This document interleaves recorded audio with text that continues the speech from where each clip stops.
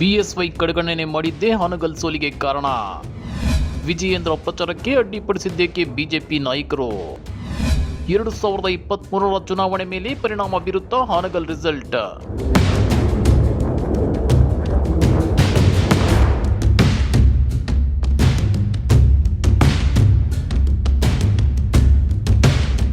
ಹಾನಗಲ್ ಸೋಲು ಬಿಜೆಪಿ ಪಾಳೆಯದಲ್ಲಿ ಬೆಂಕಿ ಬಿರುಗಾಳಿಯನ್ನೇ ಎಬ್ಬಿಸಿದೆ. ಸಿಎಂ ಕುರ್ಚಿಗೂ ಕಂಟಕ ತಂದಿಟ್ಟಿದೆ. 2012ರಲ್ಲಿ ಸ್ವಂತ ಕ್ಷೇತ್ರವನ್ನ ಗೆಲ್ಲಿಸಿಕೊಳ್ಳಲಾಗದ ಡಿ.ವಿ. ಸದಾನಂದಗೌಡ ಸಿಎಂ ಹುದ್ದೆಗೆ ರಾಜೀನಾಮೆ ಕೊಟ್ಟಂತೆ ಬೊಮ್ಮಾಯಿ ಸಾಹೇಬ್ರಿಂದಲೂ ರಾಜೀನಾಮೆ ಪಡಿತಾರ ಅನ್ನೋ ಅನುಮಾನಗಳು ಎದ್ದಿವೆ. ಅಷ್ಟೇ ಅಲ್ಲ, ಬಿಎಸ್ವೈ ಮತ್ತು ಬಿವೈ ವಿಜಯೇಂದ್ರರನ್ನ ಕಡೆಗಣಿಸಿದ್ದಕ್ಕೆ ಹಾನಗಲ್ ಭದ್ರಕೋಟೆಯಲ್ಲಿ ಬಿಜೆಪಿಗೆ ಸೋಲಾಯಿತು ಅನ್ನೋ ಲೆಕ್ಕಾಚಾರಗಳಿವೆ. ಹಾಗಾದ್ರೆ ಏನದು ಬಿಎಸ್ವೈ ಸೀಕ್ರೆಟ್ ಗೇಮ್ ಅಂತೀರಾ? ಅದನ್ನ ಡೀಟೇಲ್ ಆಗಿ ತೋರಿಸ್ತೀವಿ. ಆದ್ರೆ ಅದಕ್ಕಿಂತ ಮೊದಲು ಹಲೋ ಕನ್ನಡ ಯೂಟ್ಯೂಬ್ ಚಾನೆಲ್ ಅನ್ನ ಸಬ್ಸ್ಕ್ರೈಬ್ ಮಾಡ್ಕೊಳ್ಳಿ. ಹಾಗೇನೆ ಪಕ್ಕದಲ್ಲಿರೋ ಬೆಲ್ ಬಟನ್ ಅನ್ನು ಪ್ರೆಸ್ ಮಾಡಿ.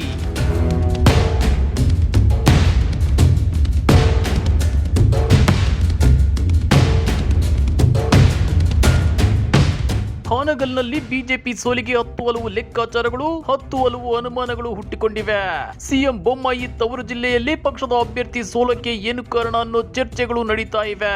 ಈ ಮಧ್ಯೆ ಮಾಜಿ ಸಿಎಂ ಬಿಎಸ್ವೈ ಮತ್ತು ಅವರ ಪುತ್ರ ಬಿವೈ ವಿಜಯೇಂದ್ರ ಅವರನ್ನ ಪ್ರಚಾರಕ್ಕೆ ಬಳಸಿಕೊಳ್ಳುವಲ್ಲಿ ಉಂಟಾದ ಗೊಂದಲವು ಸೋಲಿಗೆ ಮತ್ತೊಂದು ಕಾರಣ ಅನ್ನೋ ಮಾತುಗಳು ಬಿಜೆಪಿ ಪಕ್ಷದ ಆಂತರಿಕ ವಲಯದಲ್ಲಿ ಹರಿದಾಡುತ್ತಿವೆ.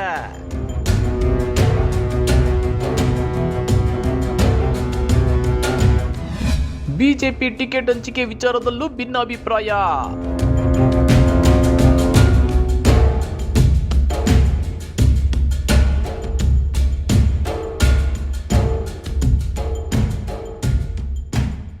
ಹಾನಗಲ್ ವಿಧಾನಸಭಾ ಕ್ಷೇತ್ರ ಬಿಜೆಪಿಯ ಭದ್ರಕೋಟೆಯಾಗಿತ್ತು. ಇಲ್ಲಿ ದಿವಂಗತ ಸಿಎಂ ಉದಾಸಿ ಹಾನಗಲ್ ಕ್ಷೇತ್ರದಿಂದ 6 ಬಾರಿ ಶಾಸಕರಾಗಿದ್ರು. ಹೀಗಾಗಿ ದಿವಂಗತ ಉದಾಸಿ ಅವರ ಸೊಸೆ ರೇವತಿ ಉದಾಸಿ ಅವರಿಗೆ ಬಿಜೆಪಿ ಟಿಕೆಟ್ ನೀಡುತ್ತೆ ಅಂತ ಭಾವಿಸಲಾಗಿತ್ತು. ಆದ್ರೆ ಬಿಜೆಪಿ ಮುಖಂಡರು ಮಾಜಿ ಸಿಎಂ ಬಿಎಸ್ವೈ ಆಪ್ತ ಶಿವರಾಜ್ ಸಜ್ಜನರ್ ಅವರಿಗೆ ಟಿಕೆಟ್ ಕೊಟ್ಟು ಹೊಸ ಪ್ರಯೋಗಕ್ಕೆ ಮುಂದಾಗಿದ್ರು. ಇದೇ ವೇಳೆ ಬಿಎಸ್ವೈ ಪುತ್ರ ವಿಜಯೇಂದ್ರಗೆ ಈ ಚುನಾವಣೆ ಗೆಲ್ಲಿಸಿಕೊಂಡು ಬರೋ ಉಸ್ತುವಾರಿಯನ್ನ ನೀಡೋಕೆ ಸಿಎಂ ಬೊಮ್ಮಾಯಿ ಅವರ ಸರ್ಕಾರ ಹಿಂದೇಟು ಹಾಕಿತ್ತು. ವಿಜಯೇಂದ್ರ ಈ ಹಿಂದೆ ಕೆಆರ್ ಪೇಟೆ, ಸಿರಾ ಮತ್ತು ಬಸವ ಕಲ್ಯಾಣ ಬೈ ಎಲೆಕ್ಷನ್ ಅಖಾಡಗಳಲ್ಲಿ ಅಭ್ಯರ್ಥಿಗಳನ್ನ ಗೆಲ್ಲಿಸಿಕೊಂಡು ಬಂದು ಸೈ ಎನಿಸಿಕೊಂಡಿದ್ರು. ಜೊತೆಗೆ ಬಿಎಸ್ವೈ ಸಿಎಂ ಆಗಿದ್ದಾಗ ಸೂಪರ್ ಸಿಎಂ ತರ ಕೆಲಸ ಮಾಡಿದ್ರು ಅನ್ನೋ ಆರೋಪಗಳು ಇವೆ. ಇದು ಸಹಜವಾಗಿ ಬಿಎಸ್ವೈ ವಿರೋಧಿ ಬಣದ ಹೊಟ್ಟೆ ಕಿಚ್ಚಿಗೆ ಕಾರಣವಾಗಿತ್ತು. ಹೀಗಾಗಿ ವಿಜಯೇಂದ್ರಗೆ ಹಾನಗಲ್ ಗೆಲ್ಲಿಸಿಕೊಂಡು ಬರೋ ಜವಾಬ್ದಾರಿಯನ್ನ ನೀಡೋಕೆ ಆರಂಭದಲ್ಲಿ ಬೊಮ್ಮಾಯಿ ಸರ್ಕಾರ ಹಿಂದೇಟು ಹಾಕಿತ್ತು. ಇದು ಹಾನಗಲ್ ಕ್ಷೇತ್ರದ ಲಿಂಗಾಯತ ಮತ್ತು ಬಿಎಸ್ವೈ ಬೆಂಬಲಿತ ಮತಗಳು ಗೊಂದಲಗೊಳ್ಳುವ ಮಾಡಿತ್ತು. ಅಷ್ಟೇ ಅಲ್ಲ, ಸಿಎಂ ಹುದ್ದೆಯಿಂದ ಕೆಳಗಿಳಿದಿದ್ದ ಬಿಎಸ್ವೈ ಮತ್ತು ಅವರ ಪುತ್ರ ವಿಜಯೇಂದ್ರ ಅವರನ್ನ ಕಡೆಗಣಿಸಲಾಗುತ್ತಿದೆ ಅನ್ನೋ ಅನುಮಾನ ಮತ್ತು ಆಕ್ರೋಶ ಹಾನಗಲ್ ಮತಕ್ಷೇತ್ರದಲ್ಲಿ ಹುಟ್ಟಿಕೊಳ್ಳೋಕೆ ಕಾರಣವಾಗಿತ್ತು. ಹೀಗಾಗಿ ಬಿಎಸ್ವೈ ಬೆನ್ನಿಗಿದ್ದ ಲಿಂಗಾಯತ ಮತಗಳು ಹಾನಗಲ್ನಲ್ಲಿ ಬಿಜೆಪಿಯನ್ನ ಪೂರ್ಣ ಪ್ರಮಾಣದಲ್ಲಿ ಬೆಂಬಲಿಸಲಿಲ್ಲ. ಇದು ಬಿಜೆಪಿ ಭದ್ರಕೋಟೆಯಾಗಿದ್ದ ಹಾನಗಲ್ನಲ್ಲಿ ಬಿಜೆಪಿ ಸೋಲಿಗೆ ಒಂದು ಪ್ರಮುಖ ಕಾರಣ ಎನ್ನಲಾಗುತ್ತಿದೆ.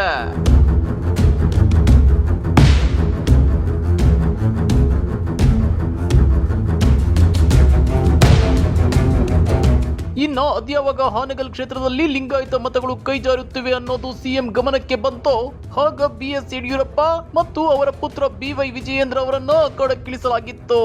ಹಾನಗಲ್ ಅಖಾಡದಲ್ಲಿ ಉಸ್ತುವಾರಿ ತಂಡದಲ್ಲಿ ವಿಜಯೇಂದ್ರ ಹೆಸರನ್ನ ಸೇರಿಸಿಕೊಳ್ಳಲಾಯಿತು. ಹೀಗಾಗಿ ಚುನಾವಣೆಯಲ್ಲಿ ಕ್ಷೇತ್ರದ ಲಿಂಗಾಯತ ಮತಗಳು ಪೂರ್ಣ ಪ್ರಮಾಣದಲ್ಲಿ ಬಿಜೆಪಿ ಅಭ್ಯರ್ಥಿಯ ಕೈ ಹಿಡಿದಿಲ್ಲ ಎನ್ನಲಾಗುತ್ತಿದೆ. ಆದ್ರೆ ಈ ಲೆಕ್ಕಾಚಾರಗಳ ಮಧ್ಯೆ ಹಾನಗಲ್ ಸೋಲಿಗೆ ಸಿಎಂ ಬೊಮ್ಮಾಯಿ ಅವರನ್ನೇ ಬೊಟ್ಟು ಮಾಡಲಾಗುತ್ತಿದೆ. ಇದರ ಜೊತೆಗೆ ಕ್ಷೇತ್ರದಲ್ಲಿ ಸಿಎಂ ಬೊಮ್ಮಾಯಿ ನಾಯಕತ್ವ ತಂತ್ರಗಾರಿಕೆ ಕೂಡ ಸರಿಯಾಗಿ ವರ್ಕೌಟ್ ಆಗಿಲ್ಲ ಎನ್ನಲಾಗುತ್ತಿದೆ. ಸಿಎಂ ತಮ್ಮ ತವರು ಜಿಲ್ಲೆಯಲ್ಲಿ ಅಭ್ಯರ್ಥಿಯನ್ನ ಗೆಲ್ಲಿಸಿಕೊಳ್ಳಲು ಸಾಧ್ಯವಾಗಿಲ್ಲ ಅಂದ್ರೆ 2023ರ ಸಾರ್ವತ್ರಿಕ ವಿಧಾನಸಭಾ ಚುನಾವಣೆಯಲ್ಲಿ ಪಕ್ಷವನ್ನ ಮತ್ತೆ ಅಧಿಕಾರಕ್ಕೆ ತರೋಕೆ ಸಾಧ್ಯವಾಗುತ್ತಾ ಅನ್ನೋ ಪ್ರಶ್ನೆಗಳು ಎದ್ದಿವೆ.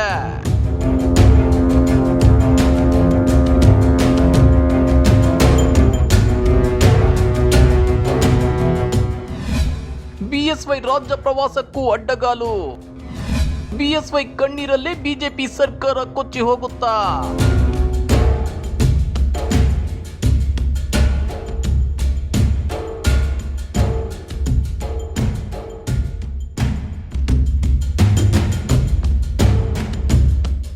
ಬಿಎಸ್ವೈ ಸಿಎಂ ಹುದ್ದೆಯಿಂದ ಕೆಳಗಿಳಿಬೇಕಾದ್ರೆ ಕಣ್ಣೀರು ಹಾಕಿದ್ರು. ಅಂದ್ರೆ ಹೈಕಮಾಂಡ್ ಒತ್ತಡದಿಂದಾಗಿ ಅವರು ವಿಧಿ ಇಲ್ಲದೆ ಸಿಎಂ ಸ್ಥಾನವನ್ನ ಬೇರೊಬ್ಬರಿಗೆ ಬಿಟ್ಟುಕೊಡಲು ಒಪ್ಪಿದ್ರು ಅನ್ನೋದು ಇಲ್ಲಿ ಸ್ಪಷ್ಟವಾಗಿ ಎದ್ದು ಕಾಣುತ್ತಿದೆ. ಆದ್ರೆ ಬಿಎಸ್ವೈ ಅವರ ಕಣ್ಣೀರಲ್ಲೇ ಬಿಜೆಪಿ ಹಾಗೂ ಆ ಪಕ್ಷದ ಸರ್ಕಾರ ಕೊಚ್ಚಿ ಹೋಗುತ್ತೆ ಅಂತೇಳಿ ಈ ಹಿಂದೆ ಡಿಕೆಶಿ ಹೇಳಿದ್ರು. ಈ ಮಧ್ಯೆ ಬಿಎಸ್ವೈ ಸಿಎಂ ಸ್ಥಾನಕ್ಕೆ ರಾಜೀನಾಮೆ ಕೊಟ್ಟ ಮೇಲೆ ರಾಜ್ಯ ಪ್ರವಾಸ ಕೈಗೊಂಡು ತಮ್ಮ ಶಕ್ತಿ ವೃದ್ಧಿಸಿಕೊಳ್ಳಲು ಯತ್ನಿಸಿದ್ರು. ಜೊತೆಗೆ ಪಕ್ಷವನ್ನ ಸಂಘಟಿಸಿ 2023ರಲ್ಲಿ ಮತ್ತೆ ಅಧಿಕಾರಕ್ಕೆ ತರೋ ಉದ್ದೇಶ ಇಟ್ಟುಕೊಂಡಿದ್ರು. ಆದ್ರೆ ಯಡಿಯೂರಪ್ಪ ರಾಜ್ಯ ಪ್ರವಾಸ ಕೈಗೊಳ್ಳೋದಾಗಿ ಹಲವು ಬಾರಿ ಘೋಷಣೆ ಮಾಡಿದ್ರು. ಅದಕ್ಕೆ ಪರೋಕ್ಷವಾಗಿ ಅಡ್ಡಗಾಲು ಹಾಕುವ ಪ್ರಯತ್ನ ಬಿಜೆಪಿಯಿಂದಲೇ ನಡೆದಿದೆ. ಇದು ಮುಚ್ಚಿಟ್ಟ ಸತ್ಯವೇನೂ ಅಲ್ಲ. ಇದನ್ನರಿತ ಬಿಎಸ್ವೈ ಬೆಂಬಲಿಗರು ಬೇಸರಗೊಂಡಿದ್ರು. ಪರಿಸ್ಥಿತಿ ಹೀಗಿರುವಾಗಲೇ ಬಿಎಸ್ವೈ ಮತ್ತು ವಿಜಯೇಂದ್ರ ಆಪ್ತರ ಮನೆಗಳ ಮೇಲೆ ಐಟಿ ರೇಡ್ ನಡೆದಿದ್ದು ಬಿಎಸ್ವೈ ಬೆಂಬಲಿಗರು ಮತ್ತು ಬಿಎಸ್ವೈ ಬೆನ್ನಿಗಿದ್ದ ಮತದಾರರನ್ನ ಕೆರಳಿಸಿ ಬಿಟ್ಟಿತ್ತು. ಇಂಥ ಅಸಮಾಧಾನ ಆನಗಲ್ ಕ್ಷೇತ್ರದಲ್ಲೂ ಮಡುಗಟ್ಟಿತ್ತು.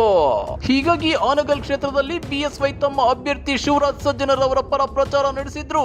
ಬಿಎಸ್ವೈ ಅಭಿಮಾನಿಗಳು ಮತ್ತು ಬಿಎಸ್ವೈ ಬೆನ್ನಿಗಿದ್ದ ಮತದಾರರು ಬಿಜೆಪಿಗೆ ಮತ ಹಾಕಿಲ್ಲ.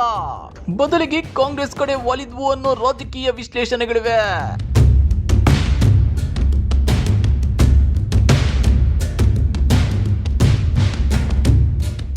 ಇದಷ್ಟೇ ಅಲ್ಲ, ಕೋವಿಡ್ ಸಂಕಷ್ಟದ ವೇಳೆ ಕ್ಷೇತ್ರಕ್ಕೆ ಉದಾಸಿ ಕುಟುಂಬದ ನೆರವು ಸಿಗದೇ ಇದ್ದದ್ದು, ಉದಾಸಿ ಬೆಂಬಲಿಗರ ತಟಸ್ಥ ಧೋರಣೆ, ಸಚಿವ ನಿರಾಣಿ ಅಸಹಕಾರ, ಕ್ಷೇತ್ರದಲ್ಲಿ ಬಿಜೆಪಿಗೆ 2ನೇ ಹಂತದ ನಾಯಕರ ಕೊರತೆ ಹಾಗೂ ಅಲ್ಪಸಂಖ್ಯಾತ ಮತಗಳನ್ನು ಸೆಳೆಯಲು ಜೆಡಿಎಸ್ ವಿಫಲವಾಗಿರೋದು ಕೂಡ ಬಿಜೆಪಿ ಸೋಲಿಗೆ ಕಾರಣ ಅಂತ ಹೇಳಬಹುದು.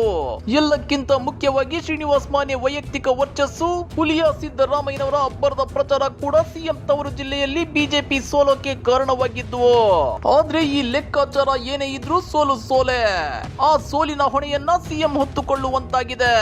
ಬಿಜೆಪಿ ಭದ್ರಕೋಟೆ ಮತ್ತು ಸಿಎಂ ತವರು ಜಿಲ್ಲೆಯಲ್ಲೇ ಸೋಲಾಗಿರೋದು ಬೊಮ್ಮಾಯಿ ನಾಯಕತ್ವವನ್ನೇ ಪ್ರಶ್ನಿಸುವಂತಾಗಿದೆ. ಸದ್ಯ ಪಕ್ಷದಲ್ಲಿ ಎದ್ದಿರುವ ಅಸಮಾಧಾನ ಮತ್ತು ಮನಸ್ತಾಪ ಮುಂದೆ ಅದ್ಯಾವ ತಿರುವು ಪಡೆಯುತ್ತೆ ಅನ್ನೋದನ್ನ ಕಾದು ನೋಡಬೇಕಾಗಿದೆ.